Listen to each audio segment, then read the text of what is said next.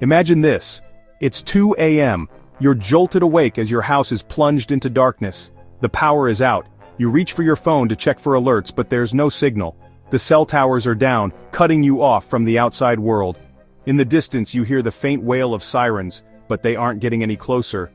Your kids are awake now, their voices trembling in the dark. They're scared and they're looking to you for answers, and for comfort. In that moment of rising panic, would you know what to do? Do you have a plan? Is there an emergency kit ready with flashlights and water, or would you be scrambling trying to find batteries in the dark? Emergencies don't send invitations.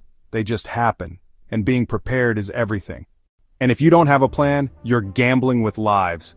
That's why every family needs a survival plan, not just preppers. Step 1. The very first step in any solid emergency plan is communication. Having these crucial conversations as disaster strikes ensures everyone is on the same page and can act decisively when it matters most. Start by establishing 2 distinct meeting points. The first should be right outside your home for sudden emergencies like a fire. The second should be outside your neighborhood like a library or relative's house, in case you can't return to the area. Next, create physical, waterproof copies of your emergency contacts for every family member's wallet and backpack. Crucially, include an out-of-state contact. During a local emergency, cell towers can become overwhelmed, making local calls impossible. It's often easier to make a long-distance call, and that person can act as your family's central communication hub, relaying messages to confirm everyone's safety. Step 2. Assign roles. Who grabs the emergency kit? Who handles the pets? Who checks on the neighbors? When everyone has a job, panic turns into purpose. Step 3. Build your family bug-out bags. In an emergency, you might need to leave in a hurry, so these go bags are your lifeline. Every family member, including older children, should have their own to distribute the weight and empower each person. Aim for enough supplies for 72 hours.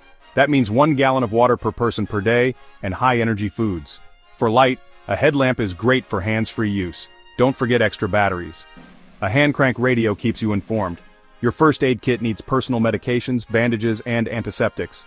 Safeguard copies of documents on a USB drive. For children, a familiar comfort item provides immense psychological relief during a stressful time. Finally, schedule a family check-in every 6 months. Rotate food and medicine, test your electronics, and update clothing for growing kids. This regular maintenance ensures your bags are always ready. Step 4. Practice like it's real. Run drills. Turn off the power for a night. Play what-if games. The more your family trains, the calmer they'll be when it's real. Step 5. Include everyone, even kids. Teach them how to dial emergency services. Show them how to pack their own small kit. Involve them in planning. It empowers, not scares.